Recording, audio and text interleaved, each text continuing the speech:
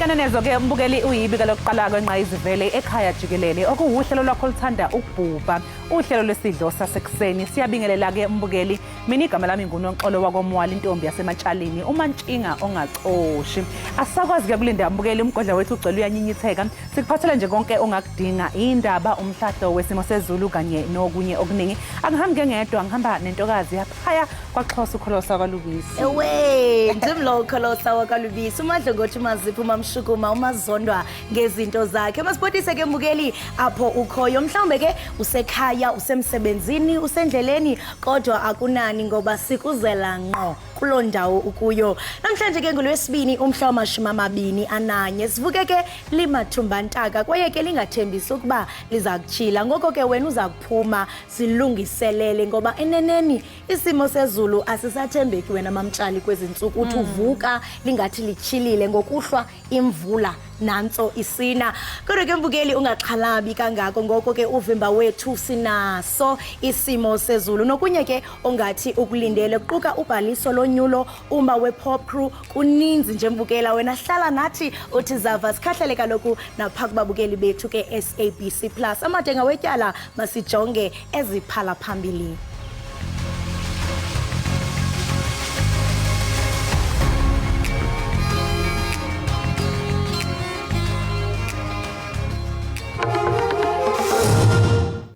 There have been more children killed in Gaza in the last month than children killed the whole of last year in all combined conflicts.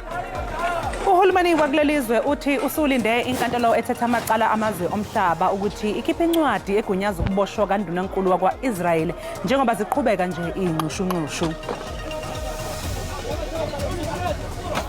Eligible voters registering for the first time were 568,000. 2.9 million voters. Bamalunga namakhulu amahlanu namashumi amathandathu anesibhozo amawaka abantu ababhalisele ukuvota okokuqala kule mpelaveki.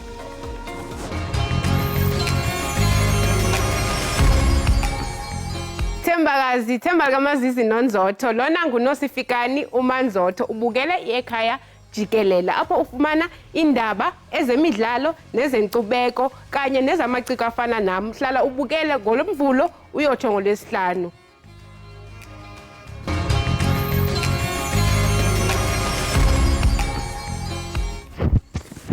Uhulumeni waseNingizimu Afrika uthi ulindele ukuthi inkantolo yamazwe omhlaba iICC ikhiphe incwadi egunyaza ukuboshwa kandunankulu wakwa-Israel uBenjamin Netanyahu maduze nje. Ikhabhinethi kahulumeni wakuleli lifuna ukuthi inkantolo yomhlaba iICC isheshise uhlelo lokuthi kuboshwe bonke labo abaphaka impi eqhubeka eGaza ephehlwa yilakwa-Israel. Uhulumeni wakuleli ufuna kuphenywe undunankulu uBenjamin Netanyahu. There have been more children killed in Gaza in the last month than children killed the whole of last year in all combined conflicts. So what President Putin is accused of by the ICC and in a warrant of arrest issued for, it's picnic compared to what has happened to children and women in the Gaza Strip, and therefore President Benjamin Netanyahu must be held to account for that, and the global community must take action, and the ICC must lead in that front. Ikhabhinethi libhunge nangombiko wocwaningo olwenziwe iNyuvesi iHarvard ohlonze ukuthi ukufadabala kokulethwa kwezidingo zomphakathi eNingizimu Afrika kubangelwa kakhulu uhlelo lweqembu elibusayo lweCader deployment ngokuqashwa ezikundleni kwalabo abazwelana ne-ANC. There's nothing wrong with Ekhaya deployment. You have to deploy the people who understand your policies, who will defend and agree with you in terms of mandate. But the challenge that you have is whether you are deploying the right fit, and the ANC will address that. But I want to clarify another point, which I didn't do. Majority of public servants, whether in national government or in provincial government or municipalities, they're not ANC members. They may vote ANC, but they're not members of the ANC. They've not been deployed by the ANC. They work there. Udabelo lwezimayini ikhabhinethi lithathe isinqumo sokuthi ligunyaza imali engaphezulu kuka2 billion wamarandi ezosetshenziswa ukulawula nokunqanda ubugebengu obuqhutshwa yilabo abamba ngokungemthetho ezimayini.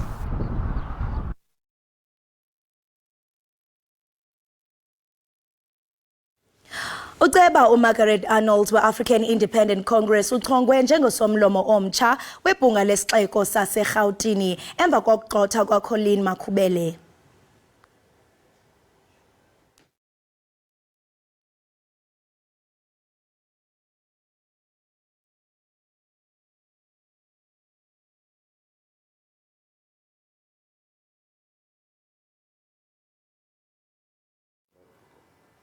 Amanye amalungu eSkopa athandabuze uhlelo likahulumeni lokusula izikweletu zomasipala abakweleti Eskom igidi zamarandi.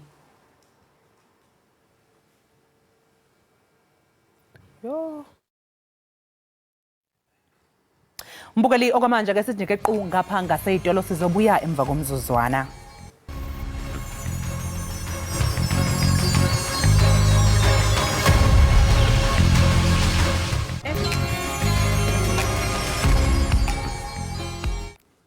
Enkosi kakhulu Mbukeli ngokuba usahleli nathi apha ekhaya Jikelele. Singathanda kaloku ukuxolisa ababukeli into yokubana ngaphambili kumanqaku wethu siye sabana maginxe-ginxe, kodwa ke uvimba wethu saqhubeka kunjalo nje usaphuphuma. Xa sihlabela mgama ke Mbukeli, uceba uMargaret Arnold we-African Independent Congress uchongwe njengosomlomo omtsha webhunga lesixeko saseRhawutini emva kwakugxotha kukaColleen Makhubele.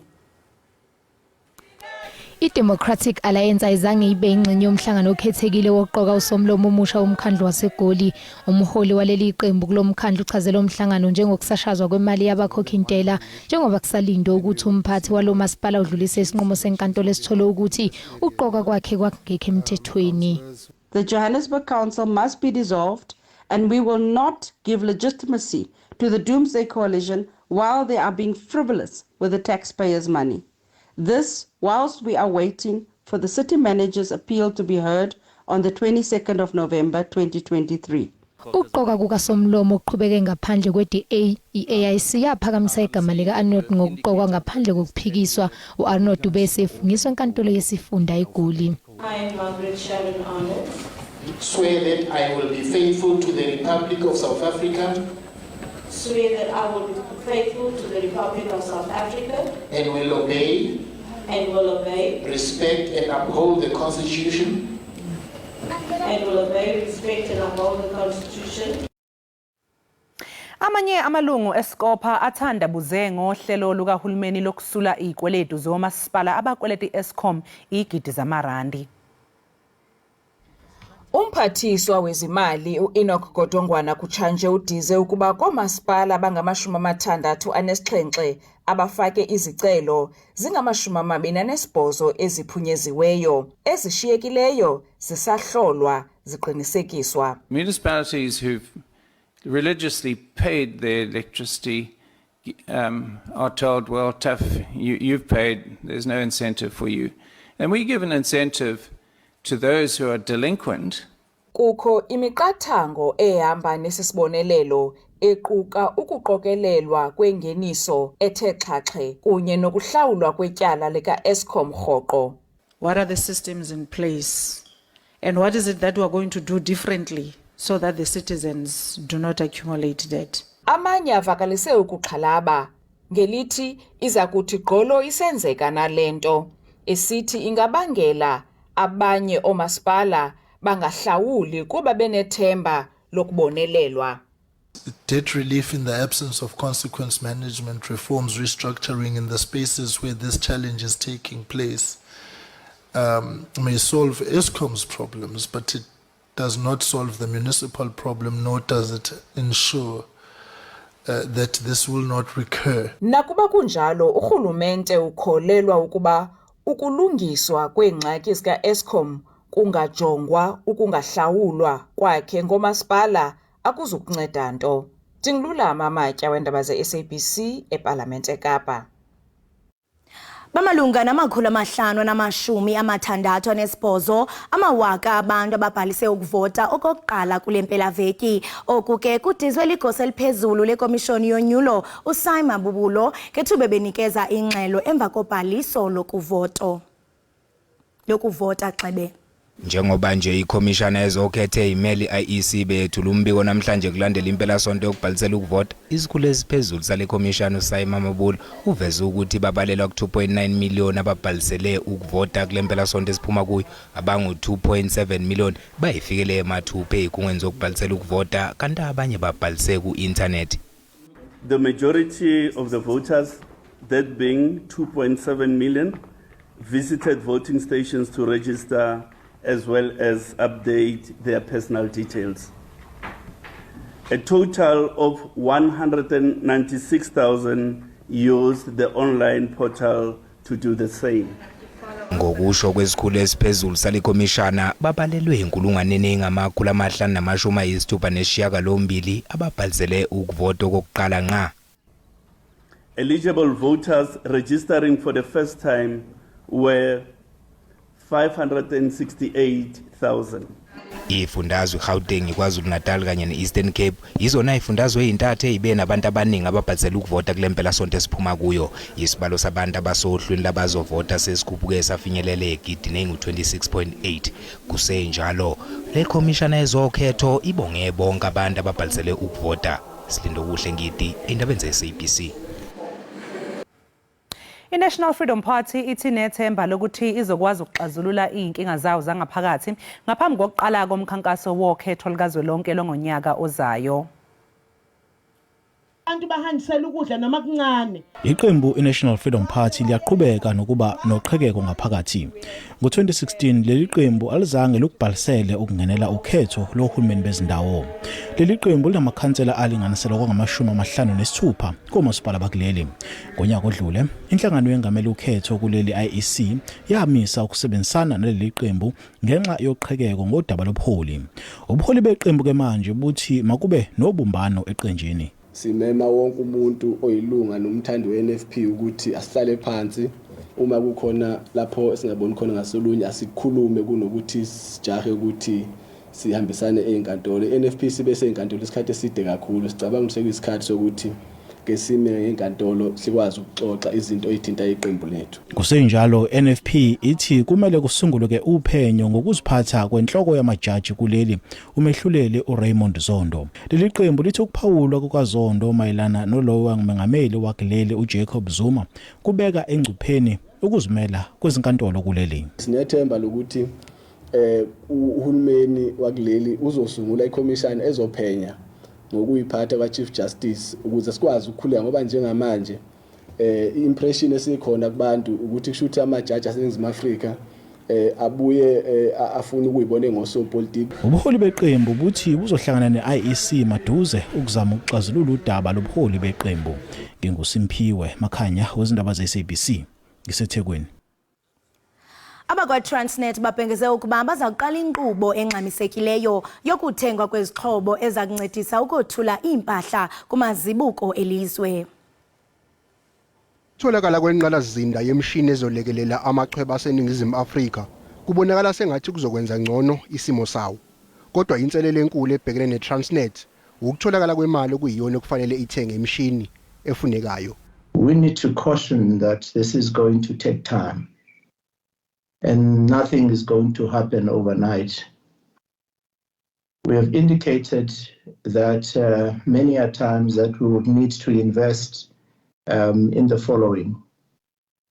The first one is that of improving our infrastructure. Many of our infrastructure equipment has deteriorated and has passed its economic useful lives. Abengamele umkhakha wamalula athwala impahla bathi isibikya sokugcwala emachwebeni siwumthelela owenziwe iTransnet ngokwehluleka kwayo ukuhlela amachweba ngendlela efanele. I'm much more positive that she has the right thinking about where she can take the business, in particular on the port side, which she has a lot of experience. She needs the support of government in one way or another. I'm not sure how they can afford it or if they can afford it, but without money, because that's now the shortcoming, that's where the problem lies. Unless she can get the right kind of assistance from the state. Ubuholi bakwa-Transnet buthi sebuzoqalisa nohlelo lokuqeqesha nokuthuthukiswa kwamakhono ezisebenzisayo okuzosiza kakhulu nasekutheni izinga lamachweba abalwe nalawo athuthukile emhlabeni. Umndeni womfanyana oneminyaka eyishumi ubudala waseNanda eThekwini usabisa ngokuthathela izinyathelo zomthetho umnyango wezempilo emva kokusokwa komfanyana okungahambanga kahle. Ngichama ngaphansi angichami njengalendlela lecama ngayo abangani bamanje bajwayele ukuthi bangihleke. Umfundi wesikole samabanga phansi uthi usekhathele ukuba inhlekisa kwabanye abafundi. Nathi lokhu kumphatha kabi ukuthi uzithola kulesimo. Ukusokwa okungahambanga kahle kwenzeka ngenkathi kune-camp yokusoka ngenkathi kuvalwe izikole ngoJune. Nanokuthi lokhu ngiphatha kabuhlungu ukuthi ngingakwazi ukuchama ngendlela echama ngayo abanye abafana. Ubaba womfana uthi udokotela kanye nomtholampilo baziswa ngalokulimala komfana wakhe kodwa bangamsiza ngesikhathi. Bebekela udokotela angarespondi, udokotela ayijulele kuthi emva kwesikhathi uzothi ingane ngoba nakhe siyipholile nakhona vele iphola kwayo vele ilimele.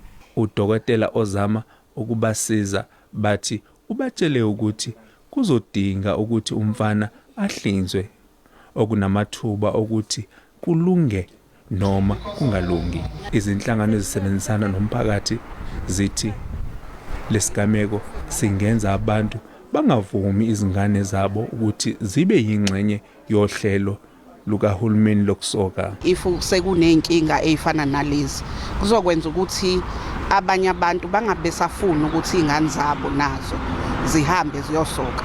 Kanti uhlelo lokusoka uhlelo oluhle kakhulu umnyango waliletha la. Umnyango wezempilo kwaZulu Natal ubungekaphawuli okwamanje. Londe Khadebe, SABC News eThekwini. Siyathemba mbukeli ngenene into yokubana olusapho luzawufumana izisombululo kule nyewe abakuyo. Xa sihlabela mgama mbukeli qiniseka kaloku ubangaba uyaphuma uye emsebenzini uye esikolweni okanye nje uzihlalele ekhaya. Qiniseka mbukeli into yokubana uxhobisekile ngesimo sezulu. Kwaye mbukeli njengoko kuyintseni kunezibhaxu zenkungu. Qiniseka mbukeli ubangaba uyaqhuba uqhuba ngononophelo. Rhabula nalo qikelelo lwemozulu.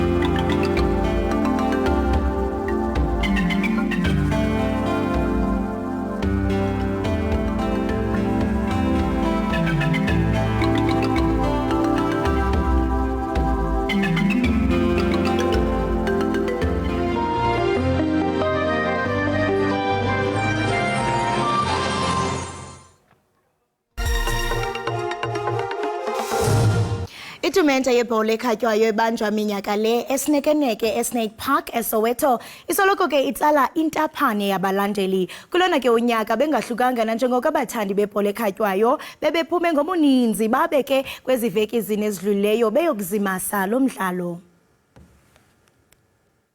We're becoming more stable as as a tournament, as games, more respected in the community. And we then hope that with that type of stability, consistency, and the extra support that we're starting to get from, the traders, the players, and even some of the media houses will then help us to achieve what we really wanted to achieve with the tournament, which is to bring infrastructure into this community, especially a sports complex and even trading centers, so that the young entrepreneurs they have something to look forward to Snake Park. Looking at the masses that are here, it's the voters' weekend, but people have said, let's go and register and then come here for the tournament. What makes it stand out from the others? I think Ogutile tournament, it's not our tournament.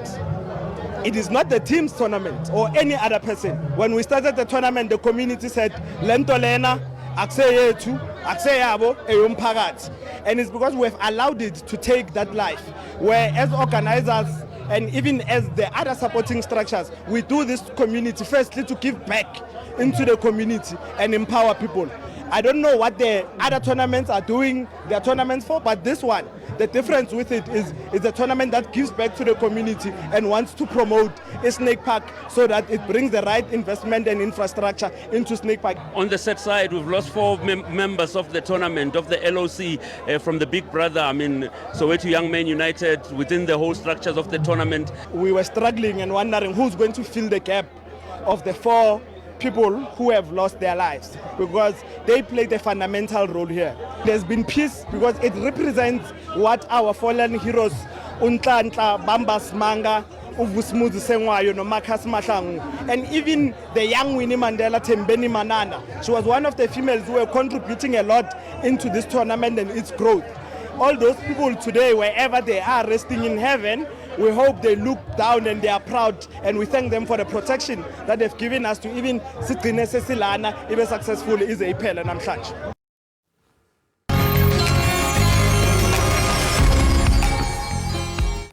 Enkosi kakhulu ngokuhlala nathi mbukeli. Sihlabele mgamakeni ovimba wethu. Ziyanda iziganeko zokubulawa kwamapolisa njengoko kulindeleke ukuba enze umsebenzi obalulekileyo wokukhusela isizwe. Njengoko ke sisiya kwiholide zehlobo kulindeleke ukuba amapolisa asebenze ubusuku nemini ukukhusela uluntu. Namhlanje ke umbutho wamapolisa ePopru uza kuqhankqalaza enkundleni ngenjongo zokuvakalisa umsindo wawo wokuba amapolisa abulawe ngokungenalisini esemsebenzini. Ukuvanga kumbi ke siqhagamshelana nesithethi sePopru uRichard Mamabulo. Singathanda ke mbukeli into yokubana simdlumbise into yokubana oludliwano ndlebe luzawuqhutywa ngolwimi lwesingesi. Good morning, Richard. Thank you so much for joining us.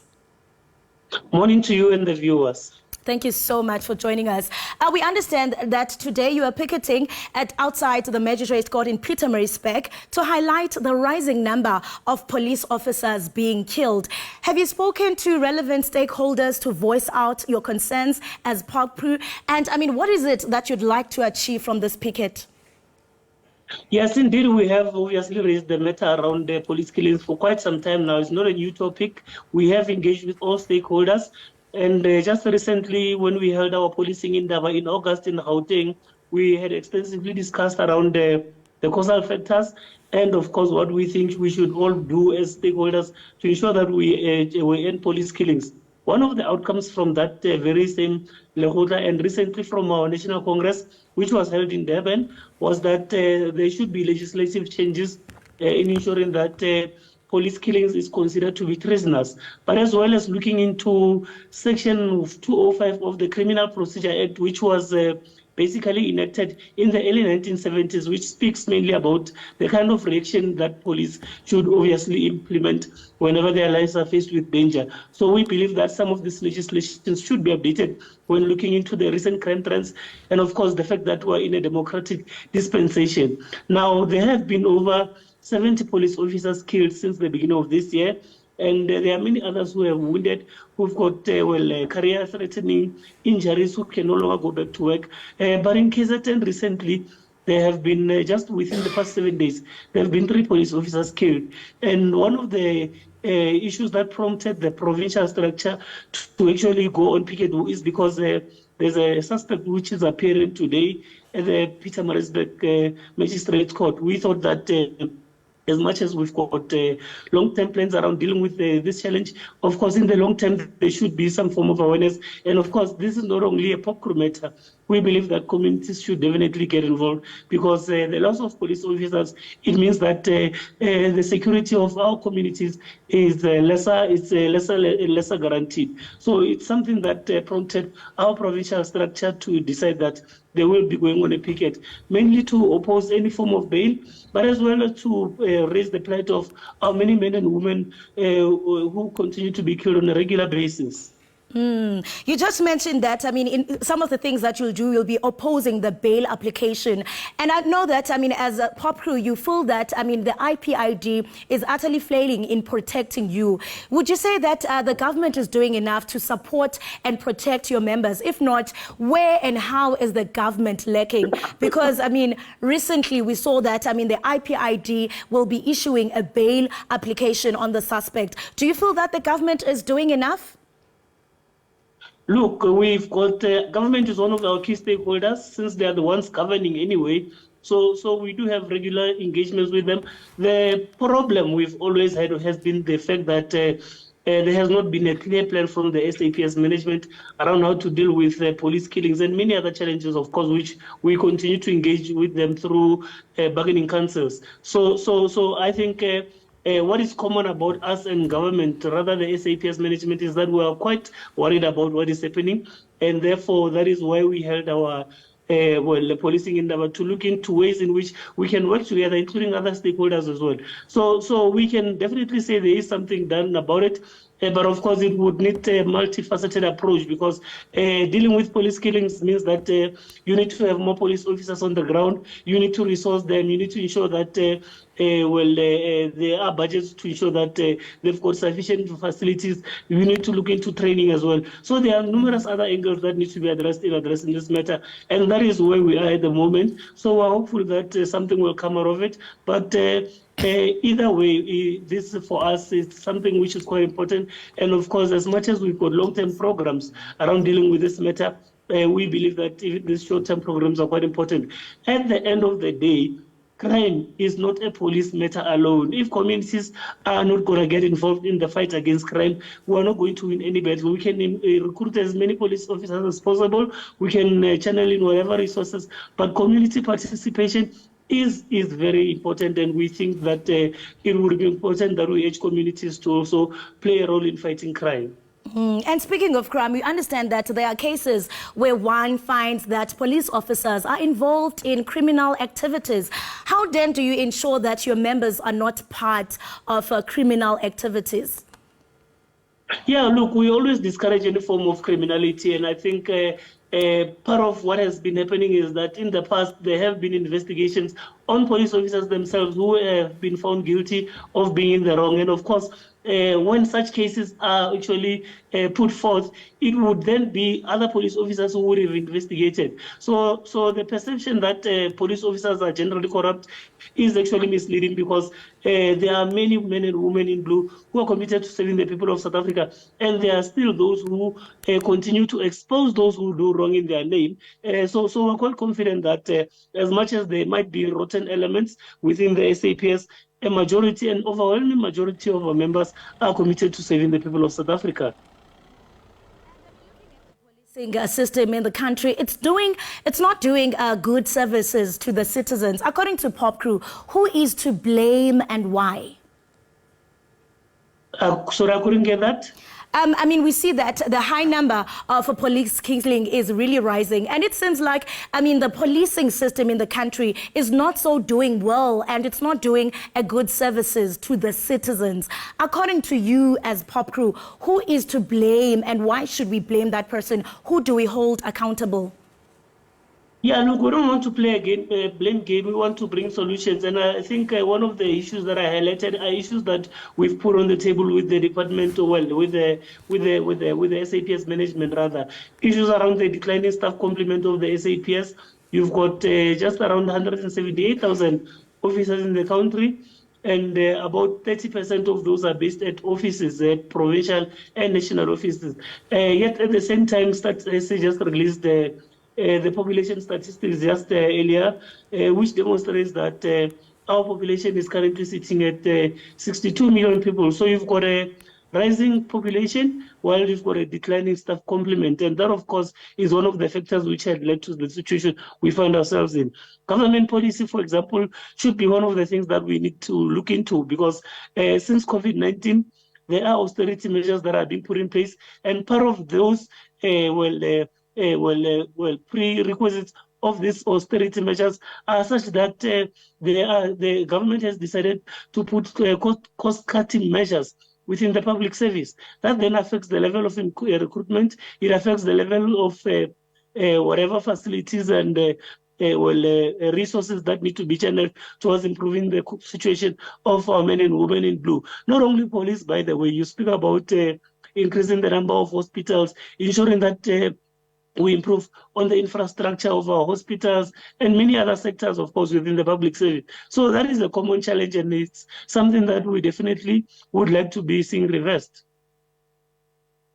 I mean, the South African police services is constantly understaffed. We also have, limited resources, and there's no proper training, as you mentioned before. What do you propose as solutions to combat the killings of our police officers? Mr. Richard, are you on the line? Can you hear me?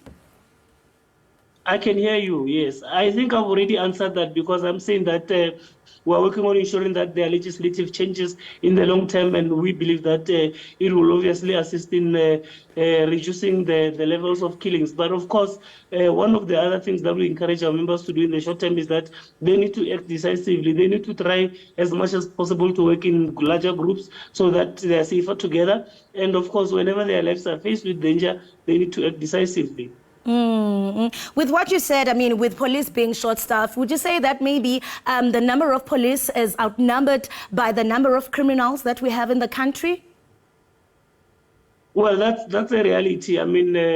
We've got a private security industry that is 3 times bigger than the army and the police combined in the country. That means that there are 3 times more firearms of police combined with the army of the country as compared to the private sector as well. So that is a challenge as well. We understand that, this picket is also happening in the KZN. Is it the same with other provinces? And why did you choose KZN? Is it because police are killed mostly in the KZN province? Well, in recent times, there has been a demonstration that police are being attacked in the province, and the provincial structure felt that they need to take action with regards to that. Yeah, Mr. Richard, thank you so much for joining us on this very important discussion. We hope that, the picket that you have today will bring about solutions, because really the statistics are really shocking. And this cannot be a norm. We hope that now that you have intervened, or you have maybe chatted to the stakeholders, we will bring about solutions. Thank you so much for joining us. Thank you. Lo ke mbukele besithetha naye bingothethela ke iPop Crew umnumzana uRichard Mamabulu esichazela banzi ke ngoqhankqalazo lwabo olunenjongo zokuvakalisa ukudandatheka kwabo bengamapolisa ngenani elithile kratya lokubulawa koogxa babo basemsebenzini. Kanti ke mbukele inkcukacha manani ziyaqhalabisa kakhulu ezibonisa into yokubana bangapha yakwe 5000 okanye ke amacala athe abe kanti ayabikwa ukususela ngonyaka ka2021 ngoApril ukuyofika phakuma March ka2022. Singathanda kaloku mbukeli into yokubana sisizwe sisebenzisane kuba kaloku xa kuzawubulawa amapolisa ithi nathi esiluluntu sisesichengeni kuba ngubani oza kusikhusela. Siyathemba ke mbukeli into yokubana ingxoxo ezifana nezi zawuqinisekisa into yokubana wonke umuntu alapha eMzantsi Afrika uzobe kanti ukhuselekile. Kodwa ngoku masithi qhwisi bhatala amatyala evenkileni usabukele Ekhaya Jikelele.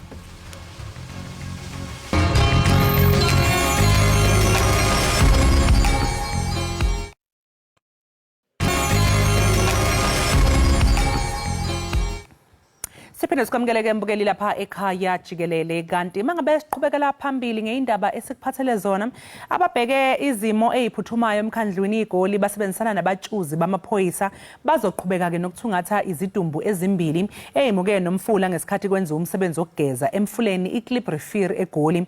Ukuthola kabanzi ke mbukeli ngalokho sixhumana nokhulumela abezimo eziphuthumayo khona eGoli uRobert Mulawuthi. Asikubingelele Mulawuthi, sikwamkele lapha Ekhaya Jikelele. Atholise brothers nabalaleli. Sicela ukusichazela ingabe kwenzekene emfuleni, zimuke kanjani izingane? Yeah, on Sunday morning sithole umlayezo ukuthi khona abantwana ababili abathathwa amanzi intombazane eminyaka about 18 and umfana oneminyaka about 21 bebayenza umsebenzi wokugeza around Refill River Stream ngapha ngase Elephant Fontaine. So uthi lo msebenzi lo bebawenza ebusuku Saturday night, then bese bayasifunela thina the following day ngesonto, and then bese siyafika siqala ne umsebenzi wethu wokuthungana nawo along the stream on Sunday, and then misa ilona isearch yethu on Sunday afternoon, then saphinda sabuyela futhi izolo siloko sifunana nabo kule ndawo le la siyala khona ukuthi bathi umuntu lo usangoma lezi besiphethe umsebenzi sisibonise khona ukuthi ngathi uthe mabalo kuba busy manje lo msebenzi bese bayahamba namanzi, so ngathi for now kula sikhona manje msakazi. Ngiyazi ke njengoba usho na ukuthi nike nathi ukumisa ukubheka lezi idumbu, ingabe bese kwenzekeni niphazanyiswe yini? Ngiyazi ukuthi ke nemvula ekhona lapha eGauteng nayo mhlawumbe ingaba nomthelela. Yeah, umthelela ukuthi amanzi i-current yamanzi beyi strong kakhulu, yiyo besiphazamisa kakhulu njengoba besiyenza i-search yethu, so ngoba nemvula nayo iloko inetha esinye isikhathi isiphazamisa ukuthi benze umsebenzi wethu, so hence sizovumelana ukuthi sizophinda sibuyele futhi namhlanje. But laba abomndeni laba aba-affected ngale ngozi sesibachazele ukuthi ngendlela isimo singakhona manje amathuba wethu ukuthi sithole abantwana laba basaphila awasekho kakhulu ngoba sekuamalanga amathathu manje sekadlulile since lengozi yenzeka msakazi nabalaleli. Njengoba nawe ke usho ukuthi bese nikhulumile nemndeni ke senibazisa ukuthi njengoba sekuphelele izinsuku amathemba ukuthi betholakala besaphila hayi awasekho, kodwa ke ithemba ke lona lisekhona yini lokuthi ke nithole idumbu zabo? Yeah, if ukuthi inkulumo ka ubaba lo bekayenza umsebenzi yiyo ukuthi abantwana bahambe ngamanzi, siyathemba ukuthi sizobathola kule ndawo lena ngoba sizoyenza isiqiniseko sokuthi around that area sisebenzisa izinja zamaphoyisa, sisebenzisa our rescuers technicians in that area, so siyathemba ukuthi if ukuthi iqiniso ukuthi abantwana abangene laphayana siyathemba ukuthi sizokwazi ukuthi sibathole msakazi.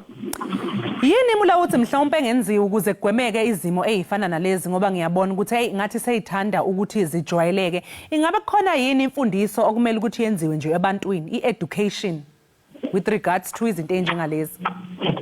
Yeah, i-education umfundisi fanele kibe khona mhlambe yokuthi sibafundise ukuthi bangenza kanjani ukuthi baphephe uma bayenza imisebenzi, ngoba mhlawumbe uzokwazi ukuthi angithi i-South Africa ilizwe elinenkululeko ukuthi umuntu noma ubani unelungelo lokuthi ayenze mhlambe i-practice inkolo le ayithandayo yena, kunganamuntu omvimbelayo ukuthi ayenze kanjalo. So thina singakwazi nje ukuthi sibanikeze ama-skills nje ukuthi bangaphepha kanjani kule mabaloku bayenze le misebenzi le, ngoba sibonile ngonyaka lo odlulile laphana e-Alexander along eJackskey kube nabantu abawu-15 abahambe ngamanzi, bona bayenza babhabhathiswa laphana emfuleni lo wase-Jackskey. So thina njengoba siphuthumayo la eGoli sisesiba-invayithile ukuthi masenza ama-campaign wethu ukuthi bona ama-traditional healers, prophets, izangoma kanjalo, wonke umuntu o-stakeholder kule situation esikuyo ukuthi sithole indlela ezingakwazi ukuthi sisebenzisane sonke, ngoba sicabanga ukuthi as long as mhlawumbe le misebenzi lena iyenzwa ebusuku ukhona imfihlo ebakhona, sicabanga ukuthi angeke sikwazi ukuyila le situation le, mara ukuthi siyasebenzisana siyacabanga ukuthi singakwazi ukuthi sivikele ingozi ezingenzakala, ngoba siyakwazi lokho ukuthi siziza sazoba khona, ngoba isikhathi esiningi ngale isikhathi lesika-December sibona ama-incident abamaningi kakhulu ayenzakalayo, kakhulukazi emfuleni lethu, ingaba mhlawumbe eKalfontein, eCape Refill nakhona la ePick Valley along eSoweto. So ngathi eGoli in general siba nenkinga yokuthi abantu bayabhabhatisa kwenza ama-ritual kule ama-river streams wethu. So ngathi sithanda ukuthi sisebenzisane nomphakathi ukuthi sithele ingozi lezi ezenzakalayo. Mulawuthi uma ngabe mhlawumbe bakhona ke abaholi bendabuko noma izangoma noma izinyanga okuyizo eziye zenze lemsebenzi abalalele njengamanje, ungathini umlayezo ongawedlulisa kubo? Mina umlayezo wethu ukuthi asebenzisane sonke senze ukuthi mhlambe abantu makwenza lemsebenzi le asiyeni nale msebenzi angithi nathi abantu siyazazi ukuthi lezi zinto zenziwa. So inkinga ekhona ukuthi asenze isiqiniseko sokuthi mayenza lemsebenzi lena kube khona isepile ithathelwe phezulu kakhulu ukuthi abantu baphephe makwenza lemsebenzi le. But if ukuthi mhlambe bayadinga ulwazi lokuthi bangayenza kanjani, bayakwazi ukuxhumana nathi. Sinalo ithimba lethu lokufundisa umphakathi whereby siyakwazi ukuthi siye lapho bakhona, kungaba phansi kwesihlahla, kungaba esontweni, community hall, whatever, ukuthi sizokwazi ukubafundisa ukuthi bangaphepha kanjani sasazi nabalaleli. Ebantwini nje ke abajwayelekile Mulawuthi, imuphi umlayezo ongawusho kubo mhlawumbe emntwini ongathi naye angayithola kulesi simo lapho edinga khona mhlawumbe ukuthi kuthiwa inyanga noma isangoma simtshethe udinga uyogezwa emanzini, yiziphi izinto okufuneka ukuthi ke bayiqaphele, noma futhi uma ngabe ke isigameko njengalesi sesenzekile isikhathi esingakanani mhlawumbe ungabanxenxa abantu mhlawumbe basheshe banazise nini ukuze nibe niqala umsebenzi wokubheka idumbu isikhathi sasekhona? Okay, advice ukuthi mawuthi uyabheka msasazi kakhulukazi makwenza lo msebenzi iyenzelwa kuleya ndawo le ene-current kakhulu, shuthi la amanzi aba strong khona. So shuthi kufanele kube nesiqiniseko sokuthi labantu labo bazoba safe, ngoba noma ngathi mhlawumbe wakwazi ukubhuda la i-chances yakho ukuthi ungasurvive it's very slim ngoba amanzi asuke anamandla kakhulu. So kubalulekile ukuthi kube ne-safety around that area ukuthi abantu bakwazi ukuphepha, nokuthi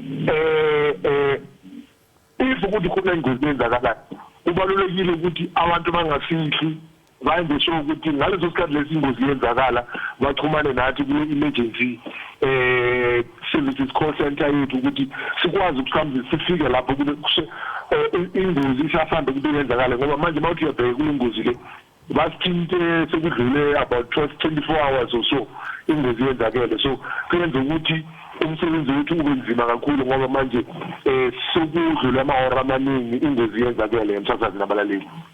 Sesivala ke nje ke Mulawuthi, ngizwile usho ukuthi ke senixhumene nanemndeni niyazisa ukuthi njengoba sekudlula izinsuku ezingaka nje ke amathuba impela ayafiphala. Ingabe nje ke ngiyacabanga ukuthi vele imndeni isosizini, kodwa nje utheme ngabe mhlawumbe uxoxisana nabo wathini umuzo obuwabona kube noma abaphawula bathini bona? No, banenkinga zokuthi like for instance umndeni kale intombazana banenkinga zokuthi bayafisa ukuthi mhlambe kungaba namanyathelo athathayo ukuthi umuntu bekayenza lo msebenzi lo.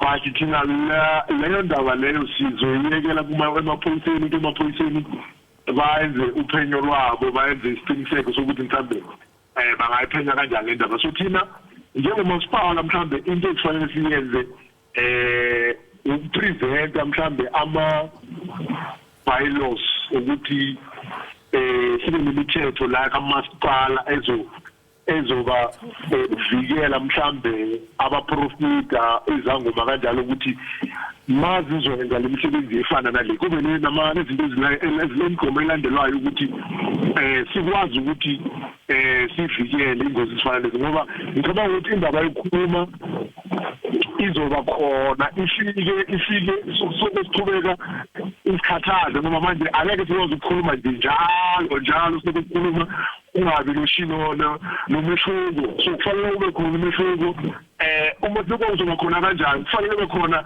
masenza siqinisa isandla emsakazweni. So ama-bylaws yiwo azosibhedisa ukuthi siqinise isandla emsakazweni nabalaleli ngaphandle. Sibonga kakhulu ke mnumzane Mulawuthi ngesikhathi sakho namhlanje kuseni. Lowo ke mbukeli beku Robert Mulawuthi okhulumela ke abezimo eziphuthumayo eGoli besixoxisana naye mayelana nodaba lokuthi ke kunabantu ababili abaminzile laphana emfuleni Clip Refer nalapho okuthiwa khona bekunomsebenzi wokuhlanza obwenzeka khona ke uyasho ukuthi cha basaqhubeka nomsebenzi wokubheka ke izidumbu zalaba ke ababili. Sifise ke sekazi ukuthi bangaphumelela ke kulokho kubheka kwabo. Njengamanje ke mbukeli nawe emadlengothi sekuyisikhathi ukuthi sigoqe ihora lethu lokuqala. Yes, sesiyaligoqa bekukuhle noko sibaxhobisile ababukeli saqala kaloku ngokubulawa kwamapolisa sayiqongqotha ngalomba ubunawo obhlungu kakhulu endimemelela nyani into yokubana aba basebenza ngabantu kube esintwini kudla ngokuthiwa kaloku ngaphambi kokuba niye emanzini funeke nijonge isimo sezulu akuyiwa noba kunjani ngoko ke ngenene ingaske njengoba esitsho umnumzana into yokubana bangafundiseka ngokuba abantu baphatha kanjani kuba lo mntana kuthi una 18 years omunye una 21 omunye una 21 and xa ndiva istory kuthiwa njengokuba ebeye wayo consulta kwathi anofuneka uyenzile le cleansing otherwise uzawutshona jonga ngoku bakwenzeke ntoni ibhlungu kakhulu so nathi ingaske mhlambe kwizinto ezinje sihlale sivule amehlo kuba ngenene umuntu osebenza umuntu ngabantu akenzi kanje ngolhlobo kodwa ke siziqola siziqonqotha ngolohlobo ezale iure kodwa ngoku masithi qhwi evenkileni ngaphambi kokuba singene kwiure yethu yesibini siyabuya nje ke emva komzuzwana.